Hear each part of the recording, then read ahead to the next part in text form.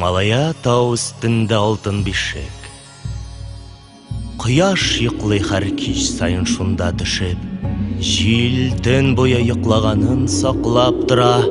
Тирбәтә һәм өстен башын каплап тора.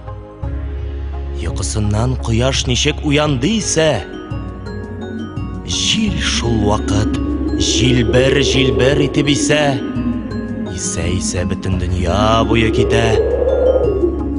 Тарыгыз ди, уянырга вакыт җитә. Тырып чыккач шул бишектән кояш агай, анда кереп йоклый инде энесе Ай. Йоклый шунда йолдызлардай иелешеп, оядагы йоклап яткан кошчыклардай.